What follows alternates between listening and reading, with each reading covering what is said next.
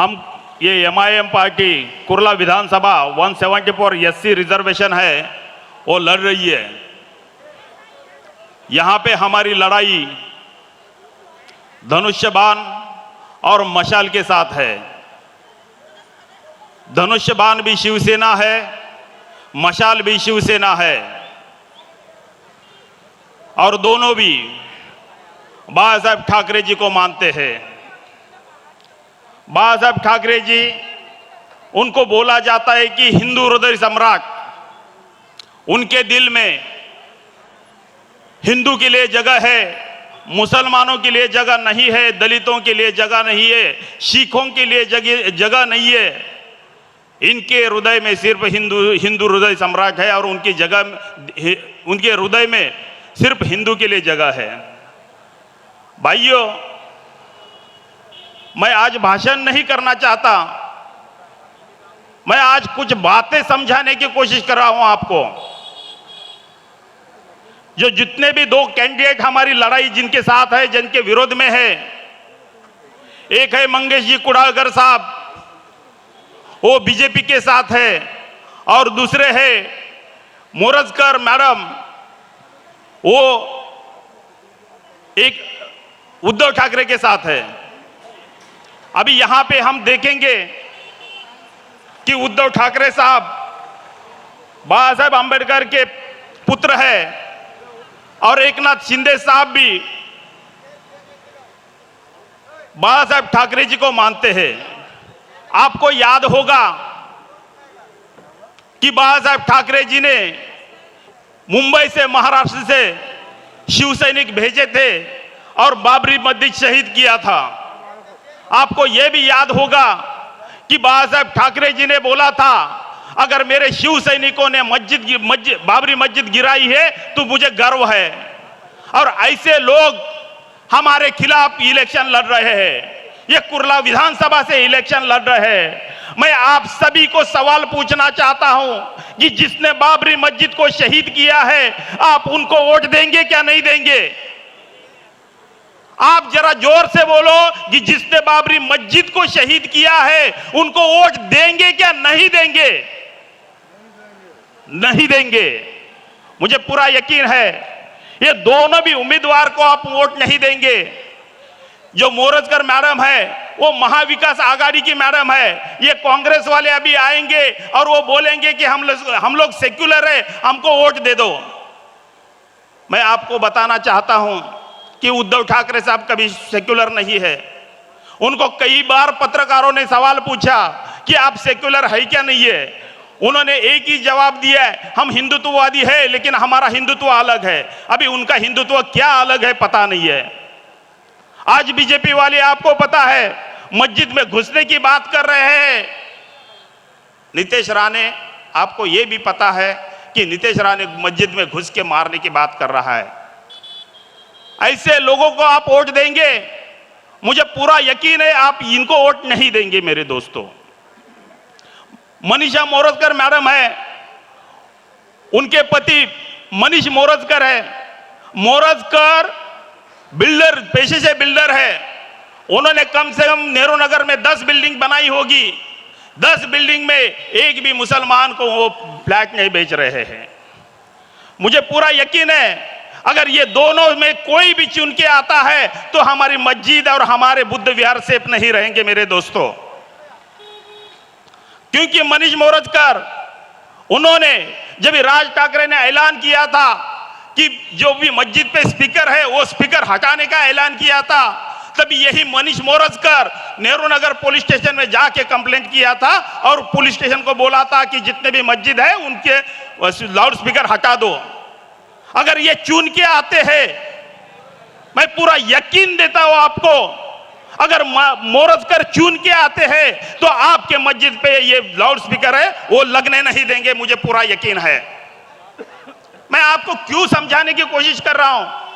मैं तो मुसलमान नहीं हूं, मैं बुद्धिस्ट हूं, मैं दलित हूं, लेकिन उसके बावजूद मैं इसीलिए समझाने की कोशिश कर रहा हूं आपको। आज आपकी मस्जिदों को टारगेट किया जा रहा है, कल हमारे बुद्ध विहार को टारगेट किया जाएगा। आज आपको बचा, आप खुद बचेंगे तो फिर हम भी बचेंगे। हमारी लड़ाई सिर्फ इलेक्शन नहीं है, हमारी लड़ाई सिर्फ इलेक्शन तक नहीं है, हमारी लड़ाई हमारे मस्जिद, मदरसे, बुद्ध विहार बचाने के लिए हमारी लड़ाई है। मुझे पूरा यकीन है दोस्तों, मुझे पूरा यकीन है दोस्तों कि जो भी मोरजकर है उनके मन में मुसलमानों के खिलाफ जहर भरा है। क्योंकि उनके जो आप बॉडी लैंग्वेज देखेंगे, उनके जो भी बयान है वो बयान यूट्यूब पे निकाल के देखेंगे, या उनके जो बयान है वो जो भी न्यूज चैनल को बयान दिए हैं वो देखेंगे तो आपको यकीन आएगा कि ये पूरा मुस्लिम विरोधी है। अगर ये मुस्लिम विरोधी है, वो मुसलमानों को फ्लैट नहीं बेचना चाहता है, तो फिर ऐसे उम्मीदवार को मुझे पूरा यकीन है आप वोट नहीं देंगे मेरे दोस्तों। आज ये बीजेपी वाले मस्जिद में घुसने की बात कर रहे हैं, मस्जिद में घुस के मारने की बात कर रहे हैं। उसके साथ साथ ये नीतीश राणे बोलता है कि मैं ईद भी मनाने नहीं दूंगा। इनके मन में मुसलमानों के लिए इतनी नफरत है, चाहे वो मोरजकर हो चाहे कुड़ालकर हो, ऐसे लोग अगर हम चुन के देंगे तो हमारी जितने भी बस्तियां है वो धोखे में आएगी। मुझे पूरा यकीन है अगर ये मोरजकर चुन के आता है तो कुरैशी नगर में वो आरटीआई डालेंगे, जितने भी इलीगल कंस्ट्रक्शन है वो डिमोलिशन करने के लिए वो बीएमसी में जाएंगे। मुझे पूरा यकीन है, क्योंकि उनकी हरकत ही वही है, क्योंकि वो पेशे से बिल्डर है मेरे दोस्तों। मैं आपको यह बोलना चाहता हूं कि ये कुर्ला यस्सी विधानसभा है, यहां पे जितने भी अंबेडकरवादी है, जो दीपक भाऊ निकालजे साहब है, उन्होंने हमारे कैंडिडेट को सपोर्ट किया है। पूरा दलित समाज हमारे साथ है।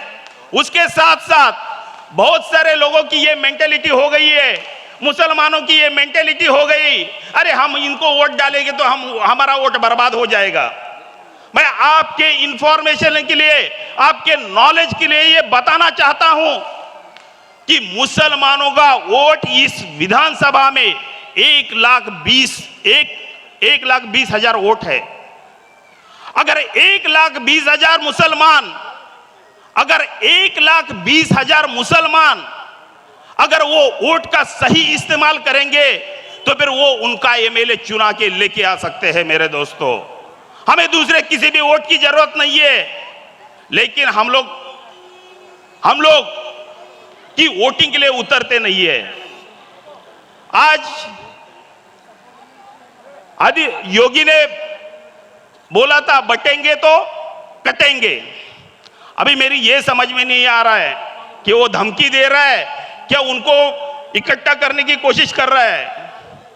अरे हिंदू जो 85% है वो एक होने की कोशिश कर रहा है, लेकिन हम माइनॉरिटी है और माइनॉरिटी होने के बावजूद हम सोचते हैं कि हम किसको वोट दें।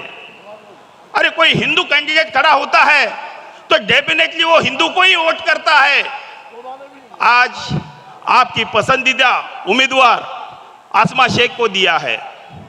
आज इस कुर्ला विधानसभा में एक ही मुस्लिम उम्मीदवार है और आप सब 1,20,000 मुसलमान अगर तय करेंगे और एक ही अपने कैंडिडेट को वोट देंगे तो दूसरे वोट की जरूरत नहीं। 100% मैं बोलता हूं कि आसमा शेख जीत सकते हैं यहां से।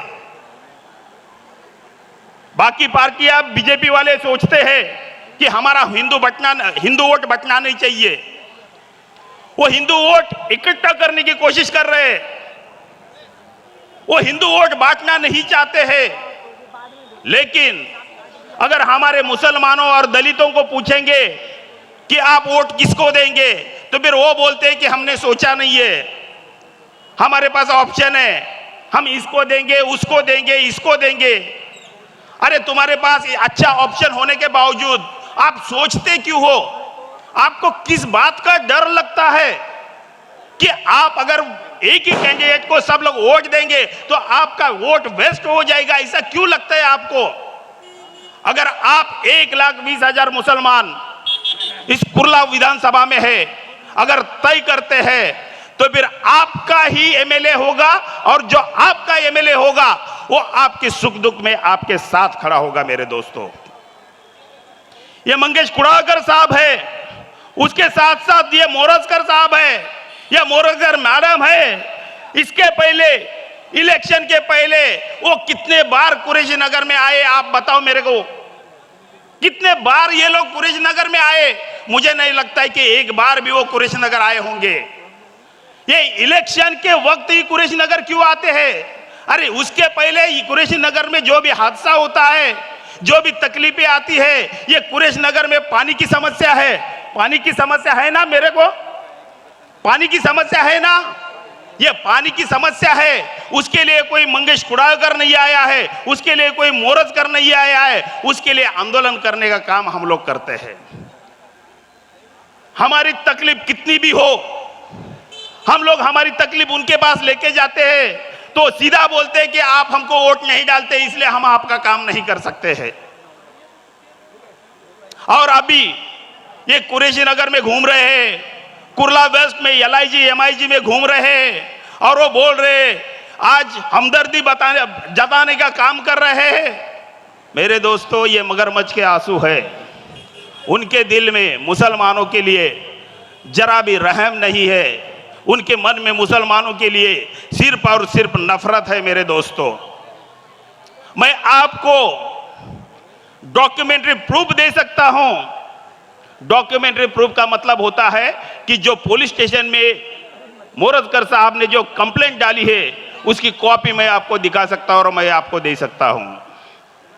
उन्होंने कंप्लेंट डाला था कि कुर्ला विधानसभा में जितने भी मस्जिद है उनके ऊपर जो भी स्पीकर लगे हैं वो स्पीकर निकालने के लिए उन्होंने कंप्लेंट दी थी। मेरे दोस्तों, इलेक्शन 5 साल के बाद आता है। आपके वोट का सही इस्तेमाल करना चाहिए।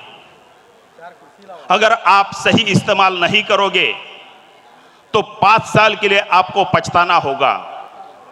अगर आपकी एक गलती 5 साल तक आपको वो गलती का एहसास होगा।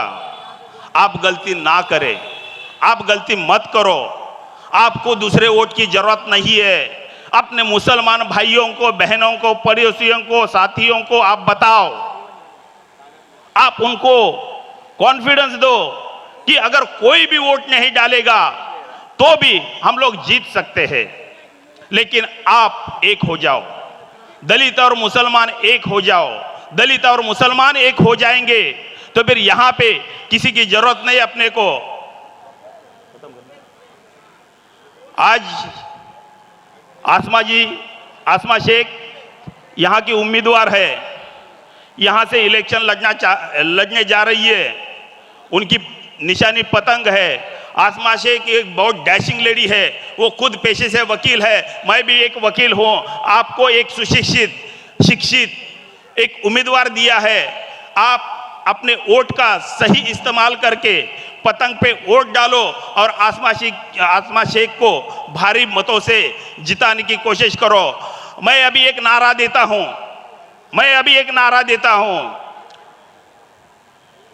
मैं बोलूंगा अब की बार, आप बोलना मुस्लिम आमदार। अब की बार मुस्लिम आमदार यहां पे मिलेगा आपको। आपका हमदर्द, आपका दुख समझने वाला आमदार मिलेगा आपको। तो आप 20 तारीख को पतंग निशानी पे पतंग निशानी का बटन दबाओ और आप आसमा शेख जी को भारी बहुत मतों से विजयी करो। धन्यवाद। जय भीम, जय भारत, जय संविधान।